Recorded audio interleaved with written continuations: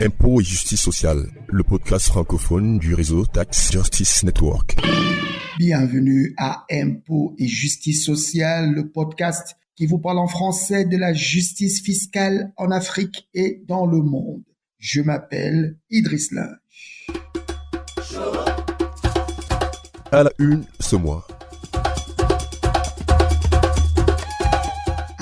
Ce mois, nous allons revenir sur ces discussions qui se poursuivront à la fin de ce mois et qui ont débuté depuis quelques semaines déjà sur la mise en place d'une convention de coopération en matière fiscale sous l'égide des Nations Unies à l'occasion de la conférence organisée à Paris en France, les 14 et 15 mars dernier, qui ont réuni la plupart des acteurs de la société civile et des experts qui contribuent à ce débat, nous avons rencontré Tove Maria Reding.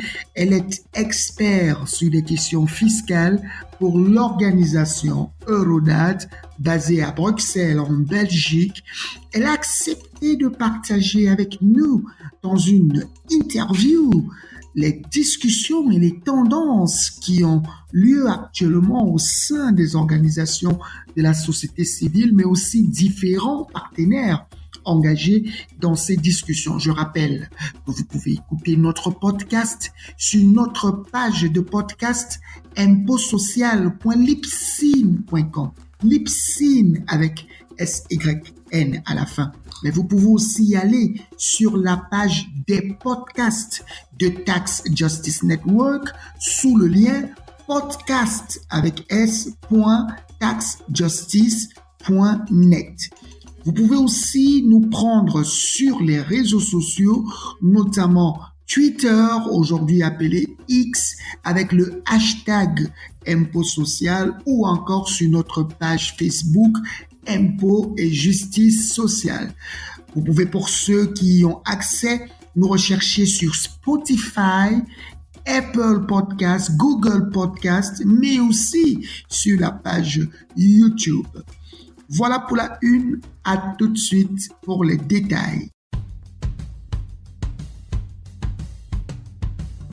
Comme je vous le disais à la une de ce programme, nous allons essentiellement partager avec vous un entretien peut-être un peu long, mais très instructif sur les discussions qui actuellement se déroulent sous l'égide des Nations Unies avec les gouvernements, la société civile, les fondations, le secteur privé, afin de proposer un cadre de coopération fiscale beaucoup plus équitable, beaucoup plus juste, mais surtout sous l'égide des Nations Unies où les pays peuvent participer à voix égales. Nous avons pour cela eu une conversation avec Tove Maria Reding.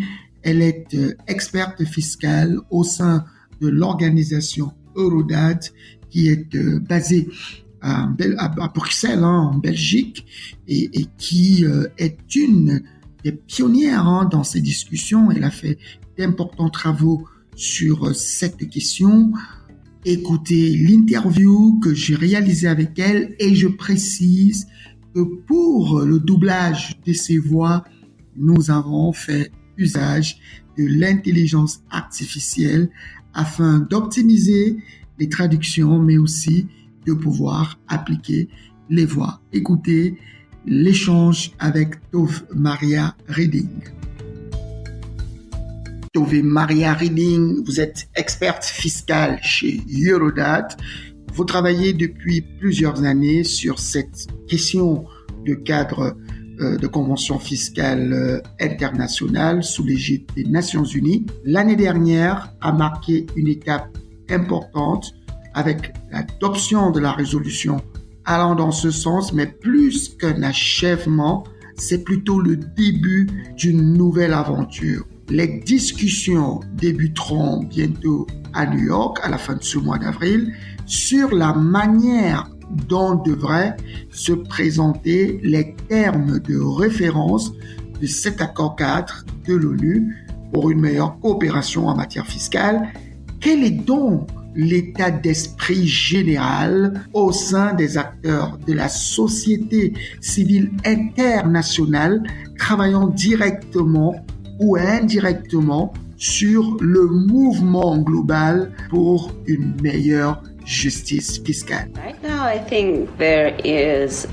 Il règne un esprit très positif et un sentiment d'avoir un but clair, car un large groupe d'organisations de la société civile mène campagne sur ce sujet depuis plus de 10 ans. Cela a été une priorité absolue, et ce fut une percée lorsqu'ils ont décidé d'entamer les négociations pour définir les termes d'une convention cadre sur la fiscalité internationale. Le parcours a été passionnant.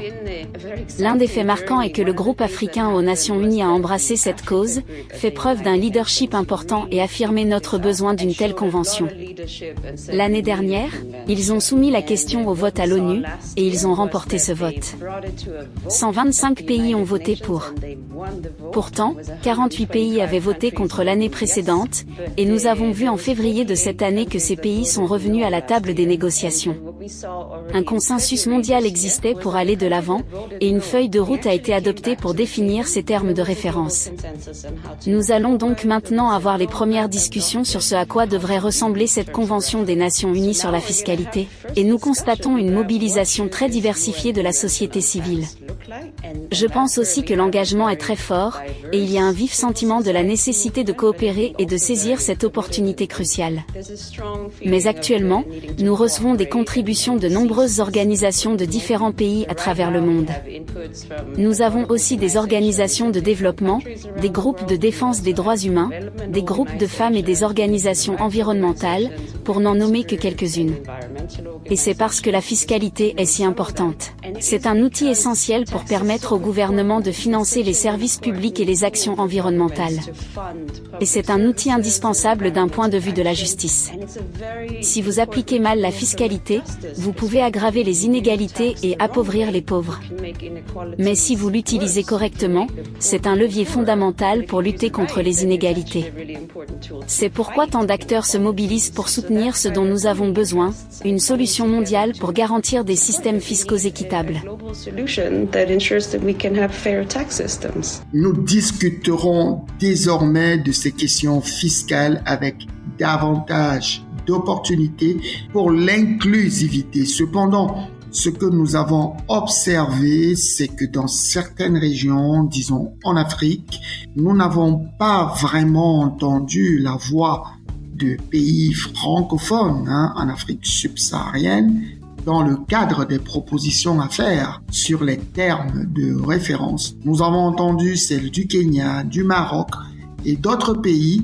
Comment interprétez-vous ce silence de ces nations, ces pays, sachant que certaines d'entre elles ont commencé à mettre en œuvre l'instrument multilatéral de l'OCDE? Considérez-vous cela comme un problème qui devrait faire l'objet d'une certaine surveillance? We often see in United Nations negotiations that suddenly countries can engage in a whole different way, and that's. Nous constatons souvent dans les négociations des Nations Unies que les engagements des pays peuvent évoluer très rapidement et parfois d'une manière totalement différente, car les pourparlers placent tous les pays sur un pied d'égalité. Chaque pays dispose d'une voix, et tous peuvent participer de la même façon. Mais ici, les négociations sont transparentes, ce qui signifie que le public peut également suivre ce qui se passe. Et nous sommes sortis d'une situation où les gouvernements gardaient le silence sur ce qui se passait en matière de fiscalité internationale, car les négociations étaient secrètes. Le public ne pouvait pas voir ce qui se décidait, le processus étant largement dominé par quelques grands pays de l'OCDE.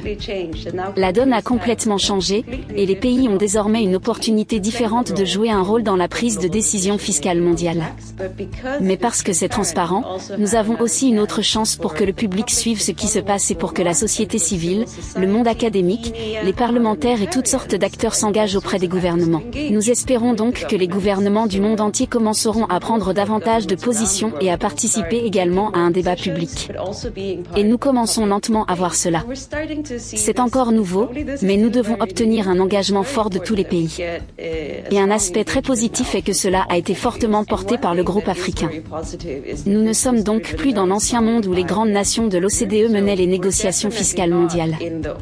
Je pense que parce que la dynamique a changé, il y a une toute nouvelle opportunité pour que les gouvernements jouent vraiment un rôle. So now I think because the dynamic has changed, there's a whole different opportunity for governments to really play a role. Alors, comme je le rappelais, la société civile internationale, en même temps que les pays membres des Nations Unies, seront à New York pour lancer les discussions sur les termes de référence de cette convention fiscale à développer.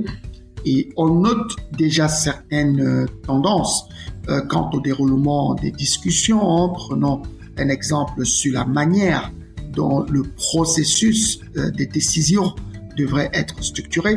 Nous avons constaté que certaines parties prenantes expriment une préférence pour le consensus. Ces parties prenantes, il faut le dire, sont pour la plupart les pays membres de l'OCDE qui n'étaient déjà pas favorables à la Convention, tandis que d'autres préfèrent la méthode de travail de l'Assemblée générale des Nations Unies, où aussi, en pratique, il semble y exister une forme de consensus. Ainsi, quelle est la position des organisations de la société civile œuvrant pour la justice fiscale dans le monde sur ce point? Comment envisagez-vous de mener les discussions avec les pays qui partagent votre position afin de gagner en pertinence et même de gagner en positionnement sur cette question de prise de décision? Oui, nous venons justement d'avoir la discussion sur la manière dont les décisions devraient être prises. La première réaction que nous avons eue, c'est que ce n'était pas vraiment une discussion dans le sens où il est très clair que les négociations fiscales relèvent désormais de l'Assemblée générale des Nations unies. C'est là que cela se passe. Les règles de l'Assemblée générale s'appliquent et les négociations avaient pour but ou objectif principal de produire les termes de référence pour une convention cadre sur la fiscalité. Elle n'avait pas pour mandat de commencer à changer les règles de l'Assemblée générale. Donc le premier point, c'est que ce que nous avons vu, ce sont des pays, principalement des pays de l'OCDE, qui ont voté non à l'idée d'une convention des Nations unies. C'était en novembre l'année dernière. Puis ils sont revenus à la table en février, mais la première chose qu'ils ont dite, c'est « Nous voulons le consensus, et non plus le processus de vote ». Et c'est là que je pense que tous ceux qui soutiennent une convention de l'ONU ont eu le sentiment que c'est formidable que tous les pays soient à la table. Nous voulons l'accord de tous les pays, et nous sommes très attachés à essayer de trouver un consensus complet. Mais nous savons aussi que nous ne sommes là que parce qu'il y avait des pays prêts à aller de l'avant, même si d'autres pays essayaient de bloquer. Donc au début des négociations, nous voulons bien sûr voir que ces pays qui ont voté non il y a quelques mois sont vraiment déterminés à en faire partie maintenant et qu'ils ne sont pas là simplement pour arrêter ce train. C'est un très bon signe que tous les pays s'engagent désormais dans une conversation sur tous les problèmes qu'une convention de l'ONU pourrait aider à résoudre. Donc les perspectives sont très bonnes. Mais il y a deux raisons pour lesquelles ce n'est pas le moment de changer les règles de prise de décision. Premièrement, l'Assemblée générale des Nations unies existe depuis de très nombreuses décennies et ce processus n'est pas le moment de changer les règles. En second lieu, nous voulons voir que les gouvernements sont vraiment déterminés à trouver des solutions avant de donner à chacun un droit de veto. Ensuite, il y aura une étape ultérieure du processus où l'on voit souvent que lorsqu'il y a un accord juridiquement contraignant, comme une convention, on crée alors un seuil décisionnel qui nécessite qu'un plus grand nombre de pays votent oui. Par exemple, il pourrait être exigé que les 2/3 des gouvernements disent oui pour qu'une décision soit prise, au lieu de la majorité simple à l'Assemblée générale. Donc plus tard, nous aurons une discussion sur ce que devraient être les règles décisionnelles au titre de la Convention, et là, je pense qu'il y aura une ouverture pour examiner s'il devrait y avoir un seuil plus élevé, si nous devrions par exemple avoir une prise de décision à la majorité des 2/3. Mais ce n'est pas le moment d'aborder cela comme la première question. D'abord, nous avons besoin d'un projet de convention. Ensuite, nous pourrons parler des règles décisionnelles à l'avenir, mais pour l'instant nous sommes sous l'égide de l'Assemblée générale et les règles de l'Assemblée générale s'appliquent.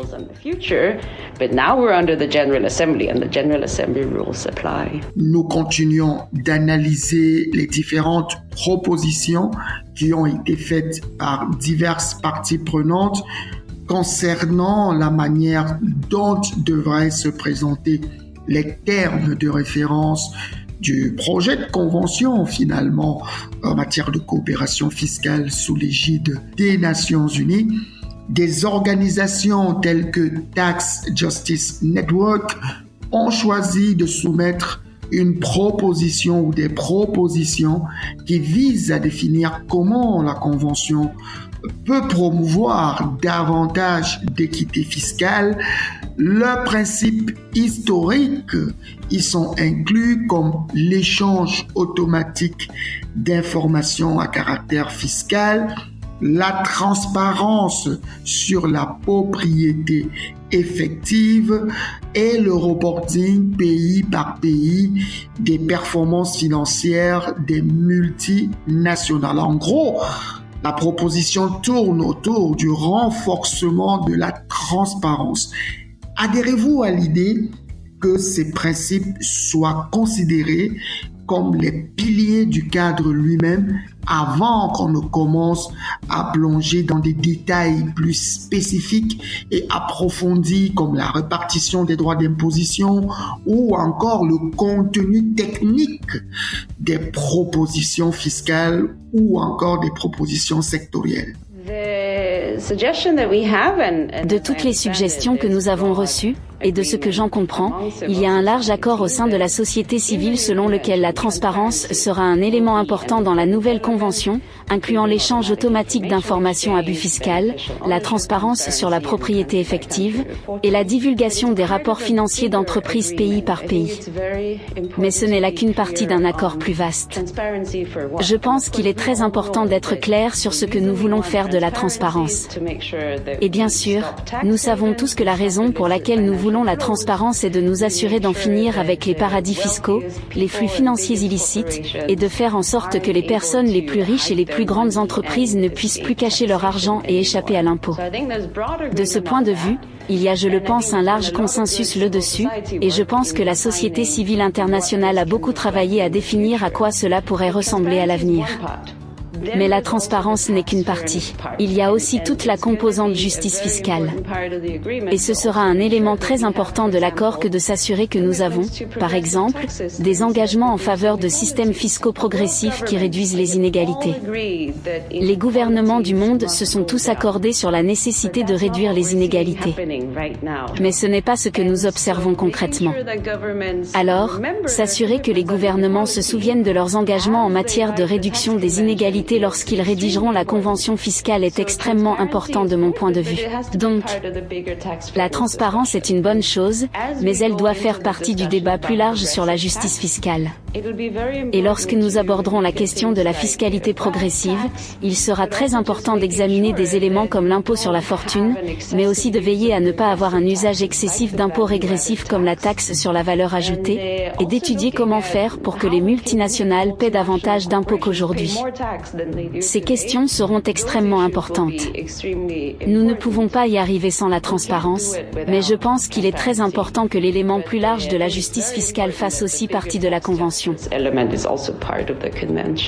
Une question qui ne fait pas encore un large débat est celle des systèmes de déclaration comptable. Il en existe plusieurs, dont 3 applicables pour les seuls États-Unis d'Amérique. Le plus connu est le GAAP, qu'on appelle le cadre général des déclarations comptables. Mais nous avons aussi des normes de déclaration dites IFRS pour normes internationales de reporting financier. En Afrique, certaines régions combinent même cette IFRS avec un cadre plus spécifique qu'on appelle l'OHADA et on retrouve des comptabilités différentes selon les régions.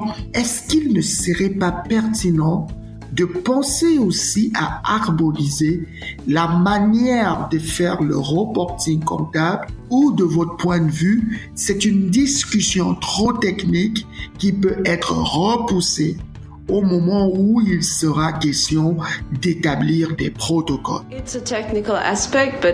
C'est un aspect technique, mais il sera certainement abordé plus tard. Je pense que nous adoptons une approche progressive où, pour l'instant, nous définissons les principaux éléments constitutifs de la Convention. Et de ce point de vue, la discussion sur la façon précise dont les obligations de déclaration devraient être définies devra avoir lieu. Cela ne deviendra opérationnel que lorsque nous aurons ces discussions plus tard, mais en ce moment, nous n'avons aucun engagement des gouvernements. C'est donc par là que nous commençons, et ensuite, ce qui se passe souvent, c'est que dans une convention cadre, vous avez tout d'abord les engagements généraux et ensuite, les gouvernements poursuivent les négociations de deux manières. La première chose qu'ils peuvent faire, c'est de prendre des décisions dans le cadre de la convention, sous l'égide de la conférence des parties. Ils pourront prendre des décisions plus détaillées plus tard sur la façon dont les engagements seront mis en œuvre. L'autre chose qu'ils peuvent faire, c'est d'adopter un protocole, qui constitue alors un accord juridiquement contraignant supplémentaire dans le cadre de la Convention, et c'est généralement ce que l'on fait si l'on a besoin d'engagements supplémentaires des gouvernements, si ce que l'on a dans la Convention n'est pas suffisant. Mais à travers ces différentes manières d'adopter davantage de décisions en cours de route, les engagements initiaux pourront être opérationnalisés, et c'est ce à quoi nous nous attendons. Donc cette discussion, nous y arriverons certainement. Nous n'en sommes pas encore là pour le moment. Alors, les 14 et 15 mars 2024, des acteurs qui comptent pour la discussion en faveur d'une justice fiscale internationale, je pense à Global Alliance for Tax Justice, l'Observatoire européen de la fiscalité, le World Inequality Lab, Eurodad, la Commission indépendante pour la réforme de l'impôt international sur les sociétés, ECRIT, ou encore Tax Justice Network, se sont réunis à Paris, en France, pour échanger sur comment la Convention des Nations Unies actuellement en discussion pourrait ouvrir des opportunités pour une coopération fiscale internationale plus juste et bien sûr plus équitable.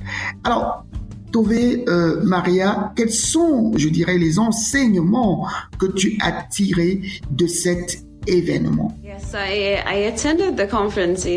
Oui, j'ai assisté à la conférence à Paris et c'était vraiment une discussion très intéressante, très importante. Je pense que certains aspects abordés, comme la discussion sur la fiscalité environnementale, avancent rapidement en ce moment. Il se passe beaucoup de choses et je pense que nous pouvons aller plus loin dans la définition de propositions plus spécifiques sur la fiscalité verte dès maintenant. C'était un volet important de la conférence. Il y a aussi eu le débat sur l'impôt sur la fortune, qui était un peu différent car dans ce domaine, je pense que les avancées ont été considérables. Tellement de choses se sont produites ces 2 dernières années qu'il est important que nous commencions à être plus précis sur la fiscalité des patrimoines. Qu'est-ce exactement que nous devons voir dans une convention de l'ONU? D'excellentes idées ont été avancées, comme un impôt mondial sur la fortune. Il y a aussi l'aspect visant à nous assurer que nous ayons un impôt sur la fortune au niveau national. Mais je pense que pour certaines de ces propositions désormais, il est très important d'être précis et de dire comment les concevoir dans une convention onusienne. La manière la plus simple est de regarder d'autres conventions de l'ONU et d'identifier où nous avons des exemples de mécanismes et de modes opératoires que nous pourrions alors utiliser pour élaborer des propositions spécifiques sur la fiscalité. Et là, je pense que sur certains sujets, nous rattrapons notre retard tandis que sur d'autres, nous sommes en réalité bien en avance sur les gouvernements car nous avons une telle. Alors, je m'excuse si je t'interromps, mais on a aussi vu des personnes, des experts insister sur le fait qu'on devrait saisir cette opportunité des discussions fiscales sous l'égide des Nations Unies pour aborder des sujets concrets comme la connexion entre fiscalité et droits humains, les inégalités entre les genres et d'autres domaines connexes. Quelque chose à dire dans ce sens? The issues of both tax and human rights and also tax and gender inequality, those are great examples of areas where les questions de la fiscalité, des droits humains et aussi de l'inégalité entre les genres sont d'excellents exemples de domaines où je dirais que la société civile a été bien en avance sur les gouvernements. Il y a eu la 8e journée mondiale d'action pour la fiscalité pour les droits des femmes.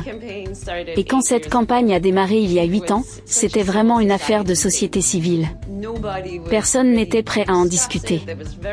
L'engagement des gouvernements et des grandes institutions était très faible. Aujourd'hui, certes, on en parle beaucoup. La Banque mondiale s'intéresse à la fiscalité et au genre, tout comme le FMI, l'OCDE, tout le monde veut aborder ce sujet, mais je pense que la société civile a raison de souligner qu'il ne suffit pas de publier des rapports sur votre intérêt pour la question. Nous avons besoin d'action, de changements concrets dans le système fiscal pour lutter réellement pour l'égalité des genres. Ici, le débat de la société civile est bien en avance. C'est la même chose pour la transparence. Nous avons tellement travaillé là-dessus, ainsi que sur la fiscalité des entreprises. Sur certains sujets, nous sommes vraiment très en avance et tellement prêts à discuter d'une convention de l'ONU. Les gouvernements n'en sont qu'au balbutiement. Donc je pense que les années à venir seront intéressantes. Mais sur d'autres questions comme l'impôt sur la fortune et la fiscalité verte, je pense que ce sont des domaines où nous pouvons aussi nous demander si nous ne devrions pas développer davantage de propositions dès maintenant. Pouvons-nous être plus précis ? De même pour les questions fiscales liées aux industries extractives. C'est un sujet primordial qui mérite vraiment d'être abordé. Et d'une certaine manière, c'est une bonne chose que les extractives soient discutées à un moment où tous les pays participent sur un pied d'égalité, car ce sera vraiment un domaine où tous les pays, y compris certains des plus pauvres, les pays les moins avancés, dont certains ont en fait de très grandes industries extractives, pourront s'exprimer sur la base de leur expérience difficile avec les règles fiscales mondiales actuelles pour taxer les grandes compagnies minières. Ça ne s'est pas très bien passé jusqu'à présent. C'était très difficile.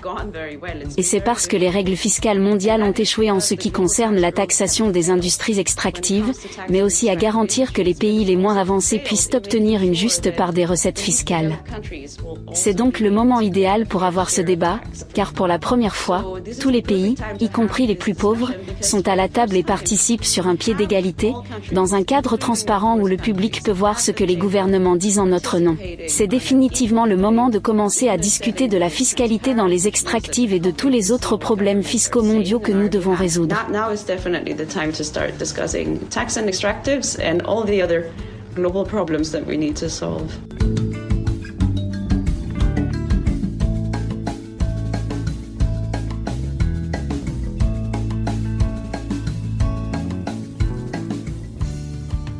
Merci à Tové qui a accepté que cette interview soit réalisée dans un contexte où elle était pratiquement en congé, mais parce qu'elle a foi au changement dans le système fiscal international, parce qu'elle partage les idéaux et les espoirs des peuples qui ont besoin d'avoir davantage de ressources financières domestiques autres que l'endettement. Elle a accepté de me rencontrer et pour qu'on puisse réaliser cette interview. Je retiens plusieurs choses. La transparence sera essentielle.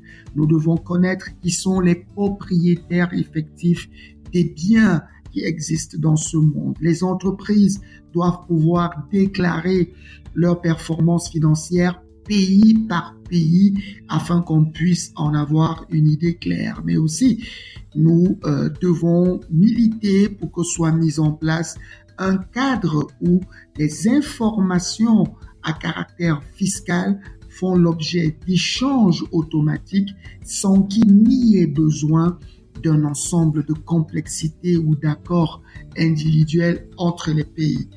Lorsque c'est ainsi dit, cela peut sembler évident, mais bien sûr qu'il va falloir discuter serré, parce qu'aujourd'hui, il y a des personnes qui pensent qu'il ne faudrait pas que la transparence soit obtenue au détriment de la protection de l'individu, au détriment de la protection de la vie privée. Il y a des personnes qui pensent qu'il faudra orienter les impôts de sorte que ça ne décourage pas l'investissement. Mais Tax Justice Network est bien conscient de tout cela. Et Tax Justice Network dit, non seulement nous voulons la transparence, mais nous voulons aussi qu'il y ait une meilleure allocation des droits d'imposition.